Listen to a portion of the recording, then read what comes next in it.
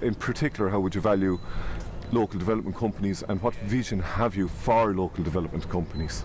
Well, first of all, I want to say that they're working very well, and I'm very pleased now to see that we have community, state agencies, local authorities. You know, the decision making is made by everybody now, as where the leader companies put the projects up, the LCDCs, they come along, they decide on them. I think it's more democratic, it's more democracy at work. I'm very pleased with it, and I want to compliment them all the way that they're working very well, and I'm glad to see now that the schemes are now coming forward. We in the department want to see it happening. We want to see, particularly the leader programme, we want to see that programme working well. We want to see that money distributed all throughout the country. That's what it's about, and the LCDCs are doing their job, and they're doing their job well, and I want to compliment them and thank them for the work that they do.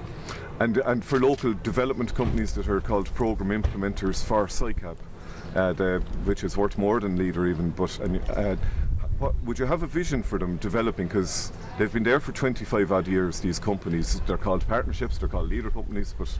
Well, look, they're doing a good job for government, and they're targeting the areas that we want them to target.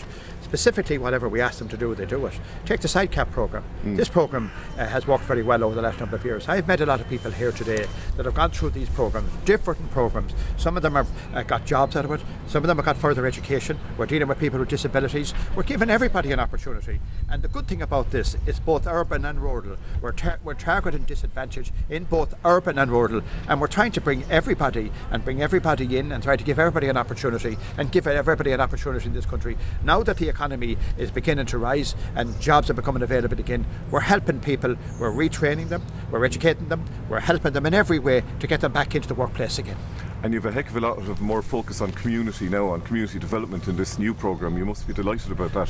Well, I am indeed. Look, I was delighted that I was able to source this funding from government when we were doing the plan, the national plan for the next 20 years, the capital plan for the next 10 years, the €1 billion for the rural regeneration, and the €2 billion programme for the urban regeneration. So look, I'm very pleased with the funding that I've secured, and what I want to see happening now with all the other schemes. I have the leader programme, the town and village scheme, rural recreation scheme, the flower programme. These are all programmes that are targeting areas that we need to be targeted, and I'm working with the local authorities, I'm working with the state agencies, and I need to make sure that the funding that government are providing is well spent, is spent where it should be, and that we're targeting the areas and including and making sure that everybody in this country gets an opportunity.